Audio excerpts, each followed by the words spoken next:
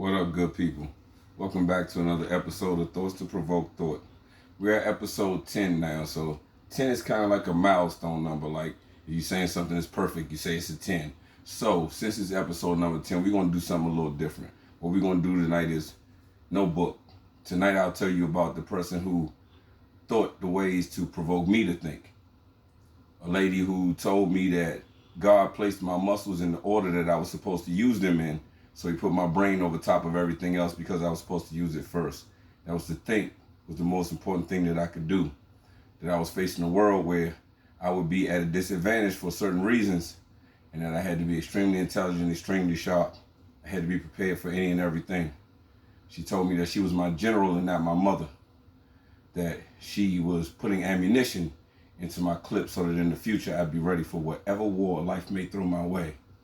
She told me that she was putting jewels in my jewelry box so that when I got to the doors with the jewel-shaped holes in them, that I'd have a way to open them because she gave me the key to it already. She told me to go hard in the yard and put some paint where it ain't. She told me that that meant that I was supposed to only change my viewpoints, my morals, my beliefs, and my ideas for me and God. When she told me to go hard in the yard, and when she told me to put some paint where it ain't, she said that that meant no one could paint the world in the hue of Robert except me. And that everywhere I went, if I found a blank wall, I should splash my color on it until I would change the world by accident. She talked to me with a Bible in one hand and a belt in the other hand. She dealt with a knucklehead until she taught the knuckle how to have 4 other parts to his mind so that the knuckles made a fist and he could fight his way through the world because of the things that she taught him. She was amazing, my favorite philosopher of them all. Plato, Socrates, Aristotle, Confucius, they pale in comparison to the things that my mother would teach me about life, to the things that she would show me.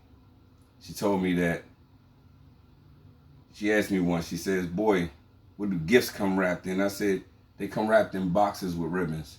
She said, no, gifts are wrapped in skin. The other people are the gifts that God left for you, and if you are smart, you'll unwrap new gifts every day. She taught me about myself. She gave me an actual education, because to educe means to teach that which is within. She taught me who I was. She showed me how to be who I was. She showed me that there was power in who I was and that there was power in being peaceful. She taught me to be a man and stand up to everything that I believed in and to fight for everything that I felt that I held dear and that was important to me. And to this day, I carry those words with me. Every single one of them, she said. Absence is that which creates presence. When my mother was here, I wasn't smart enough to listen. Now that she is no longer here, I hear her words so crystal clear. She was amazing. If there is someone of that type in your life, while you have the time, listen. While you have the time, take that knowledge in.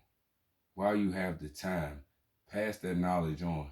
She once told me she was writing the book of life in my head for free and that there was one price, and the price to it was to give it away. So every time I sit in front of this camera each week, I'm trying to give it away like she told me. So I ask you please for just a minor amount of help for me to give it away the way she told me. Just press a like button, tap a share button, leave a comment, suggest it to a friend, send it to a friend if they're going through something in their life that you think that one of these episodes might be something that leans on that direction. We all need each other. He didn't stop at Adam because he meant for us to take care of one another. There are 8.6 billion of us on a rock in the sky that we cannot leave except to orbit and then quickly return. We are each other's responsibility. There's not a black race, there's not a white race, there's not a yellow race or a red race. There is a human race. Let us begin to remember that. Have a beautiful night, people. Continue to share the thoughts that provoke your thoughts with other people so they provoke the thoughts of others, for it is each one must teach one. Good night.